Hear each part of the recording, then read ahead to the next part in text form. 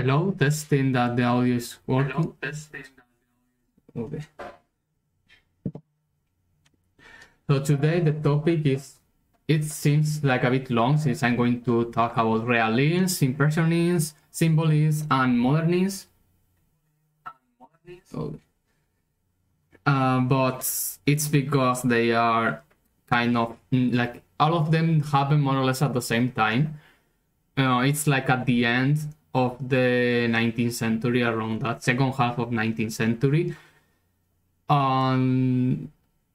That's is how I do the classification, as I don't really know how to classify these styles. It's some kind of post-romanticism, something between that and modern art, like the avant-garde and such.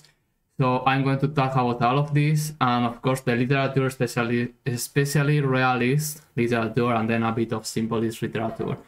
Both are very interesting and also very long, as you will see in its time. So I'm just going to start. Realist art, and just saying that all of realist, impressionist, and symbolist is mostly painting. There is a bit of sculpture, but it's mostly painting. And then modernist, yes, that also has architecture. Especially the modernist architecture is really beautiful. So just going to start, and I hope you enjoy it. Realist art. Realism happened between second half of the 19th century.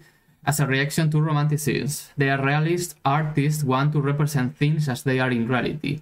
New social ideologies, the birth of photography, and scientific development are the main principles. Among the themes, there are the work, family, anti-heroes, and decorative art. Influence of Japanese xylography and photography. Very interesting here to mention photography. And also I will mention just a little bit about cinema later, but that will be in another stream. Pretty like after this, I plan to do modern art, and then after that photography and cinema. But just have in mind that it's at this time when photography starts, and very soon cinema will also start. So here again the map. Architecture. Iron and crystal architecture happened due to industrial revolution. It answered to the new urban necessities generated by the process of industrialization. Construction of buildings for the new functions. Use of structure of iron. Iron, one moment. And this, yes, I imagine. One moment, I forgot to put this.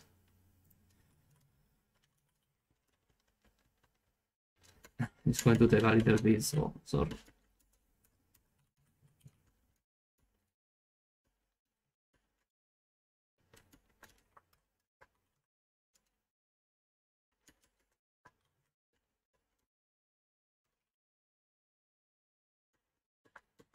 Okay.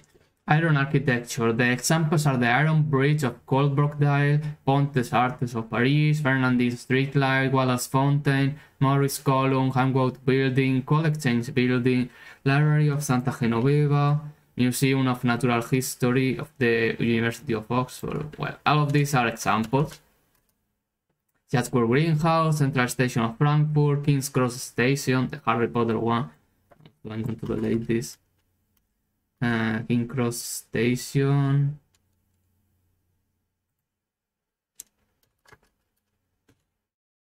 King's Cross.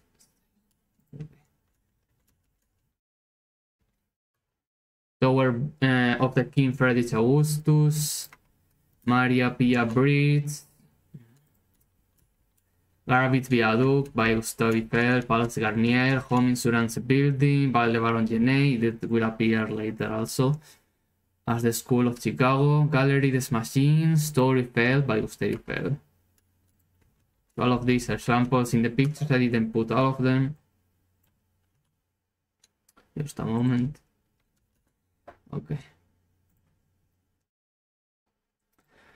So some examples: the Iron Bridge, Fernandez Streetlight, Wallace Fountain, Library of Santa Genoveva, King's Cross Station, this the wall with about Harry Potter, and of course the Tour Eiffel. This is the construction.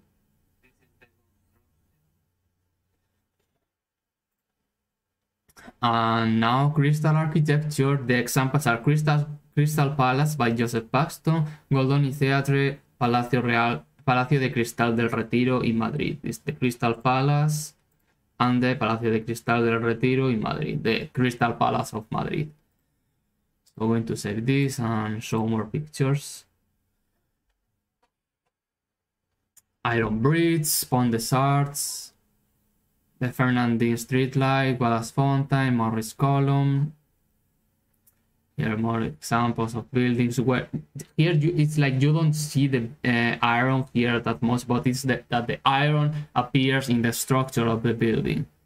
This is the Santa Genoveva Library. Here the interior. Museum. You see here the iron architecture. Here the King's Cross Station. Another bridge, more viaduct. Garnier Opera. Here the structure is, and they use iron in the structure. This is the home insurance building. It will appear later. School of Chicago. Galerie des Machines again. And the Torre Eiffel.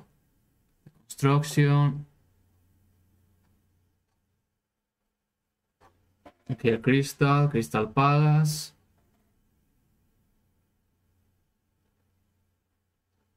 And this is the Crystal Palace of Madrid.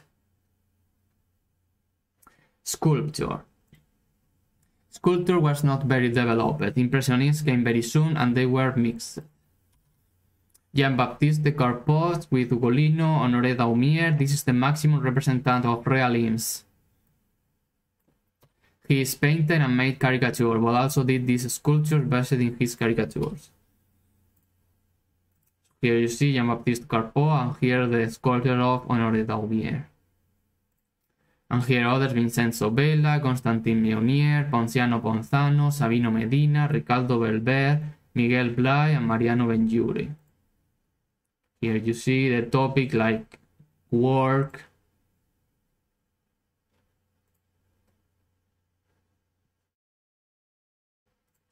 And now painting. I saw the sculptures here. You see here how are these Honoré Daumier sculptures.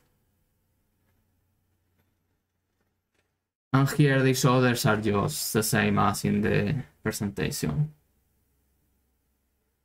Okay, now painting, that is the longest part.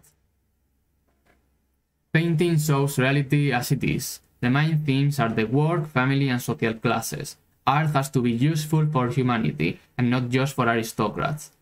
France, School of Barbizon. The painters of this school were reunited in the town of Barbizon, near the forest of Fontainebleau. They painted in open world. This is important, and it will be even more important for the Impressionists. Theodore Rousseau, Forest of Well, here are the artworks, so I'm not going to read everything. Jean-Baptiste Corot and Jean-François Millet. This one is more important. He painted scenes of war that caused a great impact because they were represented as if they were magnified. Theodore Rousseau, Jean-Baptiste Corot, and here Jean-François Millet. This one is very famous. Honoré Daumier, he made caricature and worked for the newspaper Le Charivari. Patrolins expulsion. Here are just the names of the artworks. Jules Breton and another Charles François Daumier. Honoré Daumier, he made a lot of things. Nadar, this is a photographer. He made portraits. Jules Breton. Here, Jules Breton again, and this Charles François Daubigny. Gustave Courbet, he is the best representative of realism. He was a grandchild of a revolutionary and he believed in republic.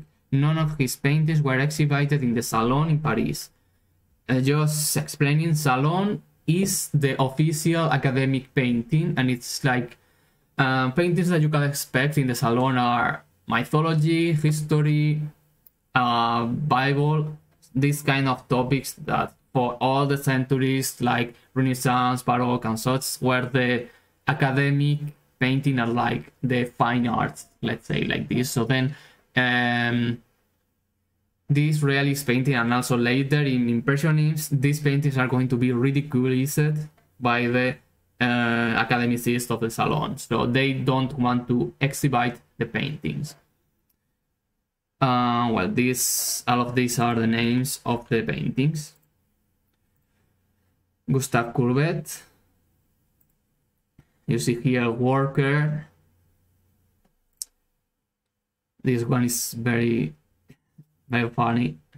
This one is called Bonjour Monsieur Courbet. So it's like, this is Courbet. Here Courbet painting. And now the more polemic ones. These sex-related paintings. Like, you can't expect at these times, like we are talking about second half of 19th century, to have these kind of paintings exhibited in the official salon, surrounded by paintings related with mythology and history and Christian topic and such. Gustave Caillebotte. These are other artists. William Adolphe Bouguereau. He's the opposite to the realist. He's an academic. Here you will see. So the paintings of William Adolphe Bouguereau will be exhibited in the salon. And Alfred Guillot, another academic, just the same. Gustave Caillebotte will also appear in the Impressionist. Here you see these paintings, very famous, I think. And here you see William Adolphe Bouguereau. These are the kind of paintings that will appear in the salon, not this. And not this, also not this, but this. I hope you see the difference. And this, Alfred Guillot, again another academicist. England. Here happened the Victorian period. Here worked the pre-Raphaelites already developed in Romantic art. Format of bronze, one example of realist pre-Raphaelite with last sight to England, so format of bronze. Frank Bramley from the School of Neulin, and Lawrence Alma-Tadema with his paintings. Okay, you see Frank Bramley and Lawrence Alma-Tadema. By the way, I hope I'm not letting any names placed weirdly. Okay, everything going fine. Germany, Romanticism is still strong. Interest for light in the way to Impressionism with Adolf von Mendel, Wilhelm Leib, Max Liebermann, and Hans Thoma. Here you see Adolf von Mendel, Wilhelm Leib, and Max Liebermann, and Hans Thoma. This painting is very beautiful for me.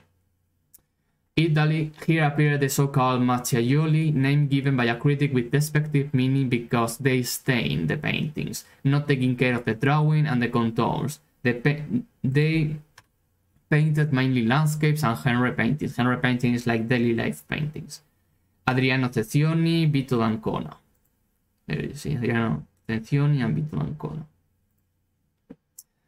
Telemaco Signorini, Silvestro Lega, Giovanni Fattori, and Giuseppe Abati.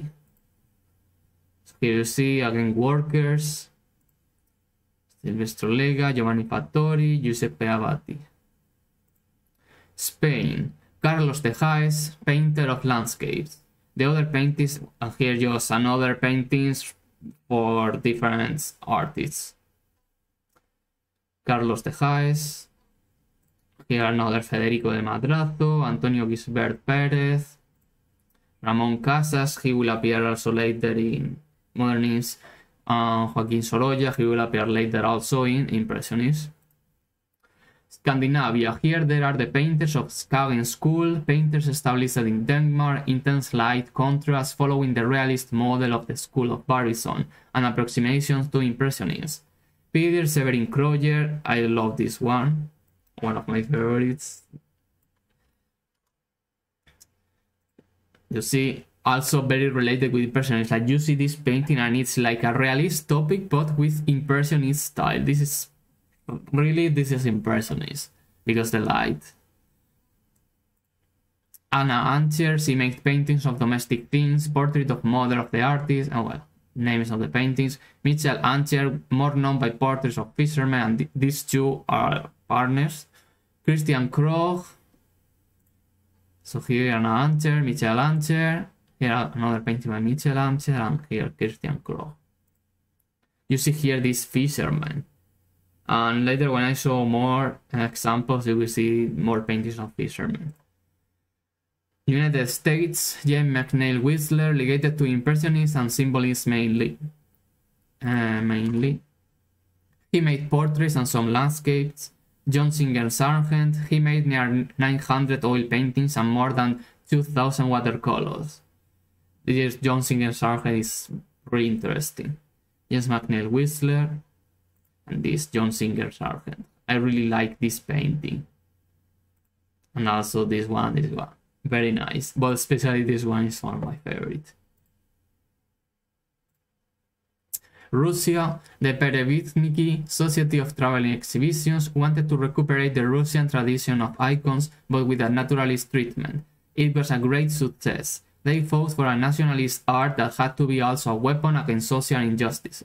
This is the beginning of socialist realism. Ivan Kramskoy, Mikhail Brubel, here you see Ivan Kramskoy, Mikhail Brubel, Ilya Repin. This is the most important of all this group. This painting is very famous, Ilya Repin. This is the Olga Botsman. Here you see more. All of these paintings by Ilya Repin. Vladimir Makovsky, Fyodor Vasiliev, Isaac Levitan, Valentin Serov. Vladimir Makovsky, Fyodor Vasiliev, Isaac Levitan, Valentin Serov. And this is the end. So it's not very long. I'm going to show paintings here. So again, Theodore Rousseau, Jean-Baptiste Corot, here these landscapes. Jean-François Millet.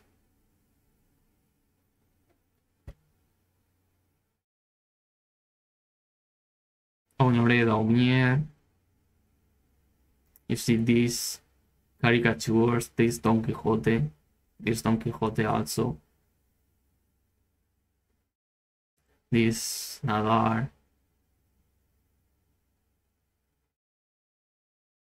Jules Breton.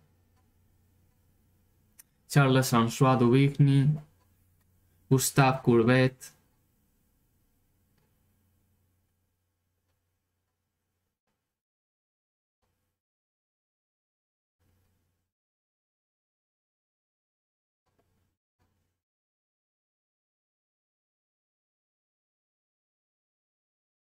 It's funny the name of this. It's called The Origin of the World. Gustave Caillebotte, at Bouguereau. His paintings are very beautiful. Alfred Guillot. Now England's Frank Bramley. Lawrence Almatadema. This one is very beautiful. Jonas der Fitzgerald. Oh yes, I remember now. This one, I put him in the Symbolist. Like, I forgot to add this. Like, back in time, I wanted to put this in Romanticism, but I already finished Romanticism, so I skipped this. I will show it later. Adolf von Menzel. Just here different Germany paintings, Italy. Telemaco Signorini. Silvestro Lega. Giovanni Fattori. Giuseppe Abati, Carlos de Haes, other Spanish paintings, Scandinavia, Peder Severin Kroger, Anna Ancher, Michael Ancher, here more fishermen, Christian Krog, James McNeill Whistler, John Singer Sargent, and then Russia. Ivan Kramskoy. You see, because it's like a European style, but they clearly wear Russian clothes because they are Russian. And it's really interesting. Mikhail Brubel. Ilya Repin. Here you see with these clothes.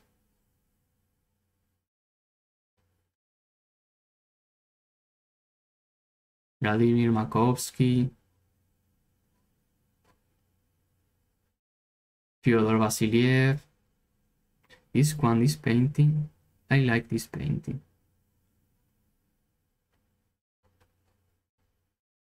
Isaac Levitan. Valentin Serov. And that's all. So now, before continuing, I'm going to talk about literature. So this is the longest I'm going to talk about literature today. Alejandro Dumas. The internet is working fine or not? Supposedly yes.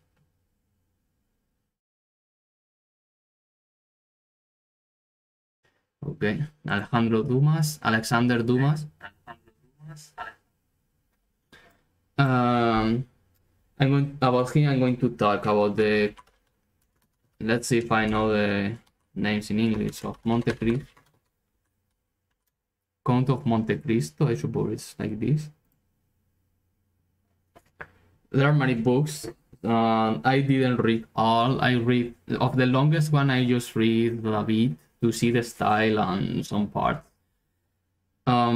Especially the books of Alexander Dumas are very long, like more than 1,000 pages each. So yes, clearly no time, and also not enough interest for me. So this one, The Count of Monte Cristo, that's the story of Edmond Dantes, that he has his envy, like there are other people who are jealous of him, so they make a plan to make him to be in prison. Then Edmond Dantes managed to escape, and he camouflages through different identities to take revenge against his enemies. So the story is basically about this. Another is the three. I have no idea how. Three Mosquitoes. I don't think it's Three Mosquiteer. Probably. Musketeer. Musketeers. Sorry, I just don't know the English name of this.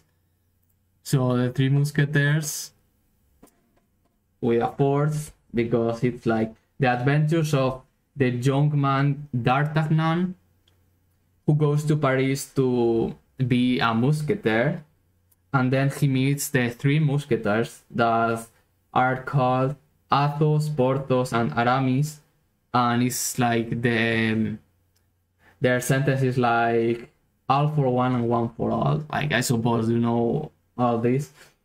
So at the beginning, D'Artagnan faces all of them one by one, but at the end they end being friends, and then D'Artagnan became another musketeer. So all the action happens in the France of the, I think, 18th century, around that. Like this, they serve King Louis XIII, and they have to fight against the prime minister, that is the Richelieu. I don't know how to say this, Cardinal Richelieu. I think you understand me. So that's, as I say, the story of the Musketeers is 3 books, and each book is more than 1,000 pages, so it's really long. But yes, here you have a very basic summary. So I continue with another author, that is Charles Dickens.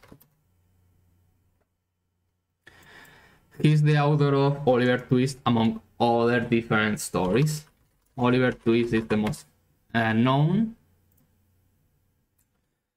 Oliver Twist is an orphan kid that is taken to live in poverty and among criminals. This is the very quick summary of it. This is also a very short story. he's orphan in an orphan, like in this place where are kids who don't have parents, but he's tricked to behave bad.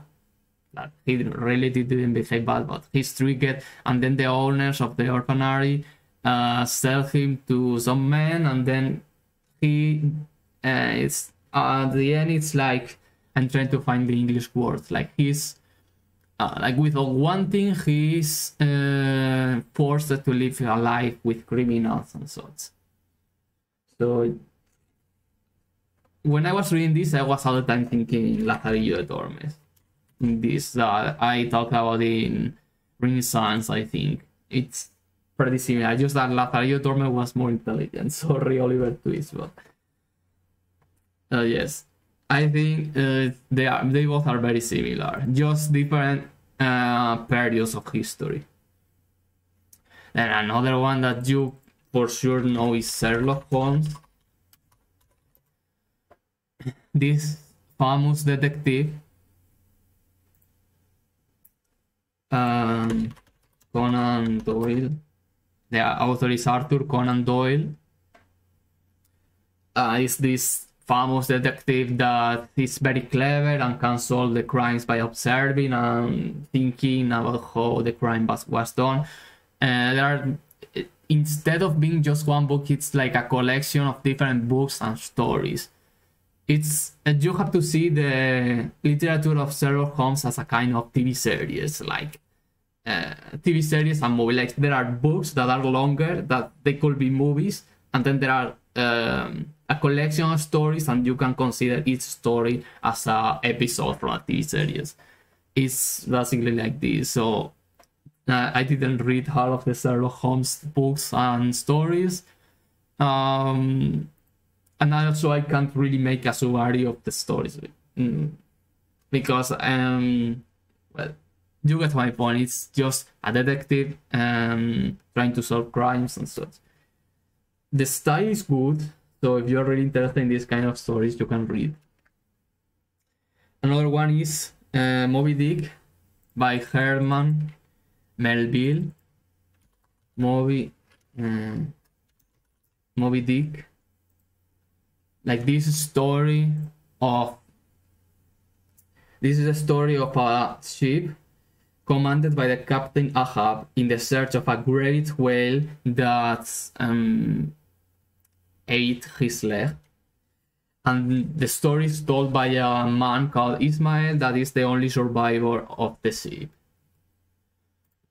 It's also a very long book.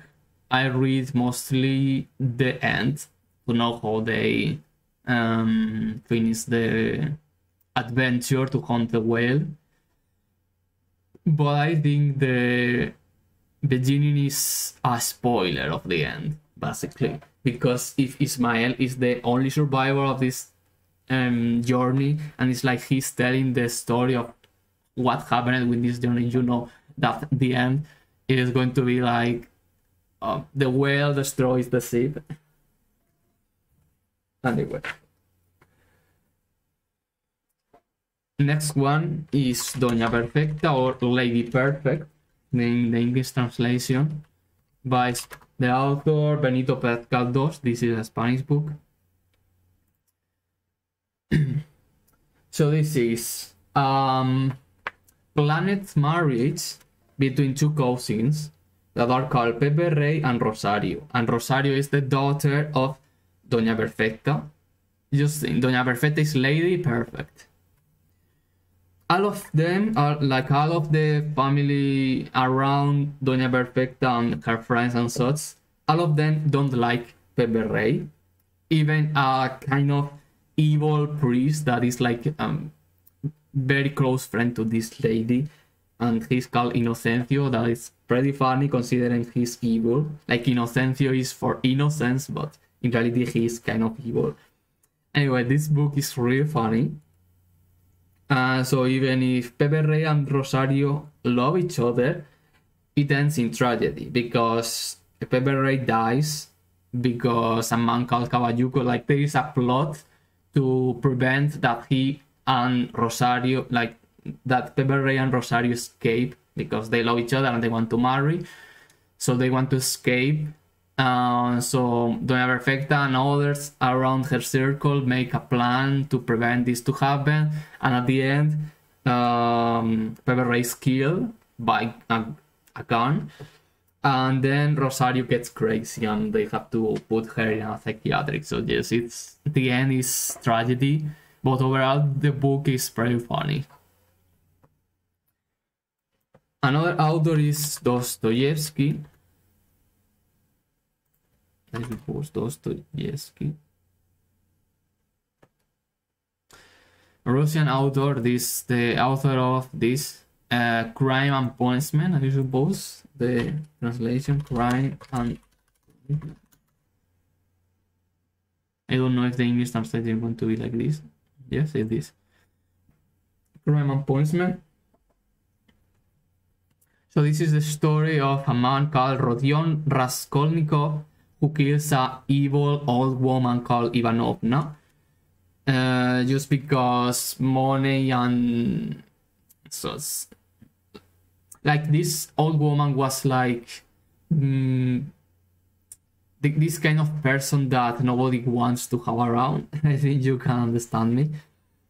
And then Raskolnikov, he hides, like nobody knows who killed this woman.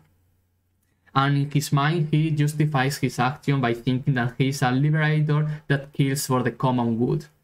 But even if he hides himself, at the end, he has a lot of anxiety and remorse, and he just goes to the police and says that he is the killer.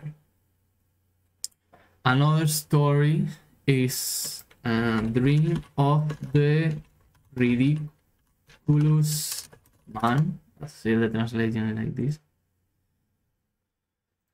The Dream of the Ridiculous Man. This is a short story, a reflection about the condition of human in a world of suffering. The protagonist is suicidal, but he has some experience, like a girl, a kid asking where is her mother, like she's searching her mother and he's asking for help, on some other experience that made him to reflect about life, and then he evaluates life more, and then he just don't kill himself. Like he prepared even a gun to shoot himself, but then he awakes after a dream and he sees the gun and says, no, I'm not going to kill myself. And so another author is Kafka. He has a few books, although many of them are unfinished. I only read the Metamorphosis. This kind of, well, you can see here this illustration. You can see also here, I think more or less you can guess what it is about. It's a man called Gregorio Samsa who gets transformed into a very big insect, and that makes difficult his daily life to the point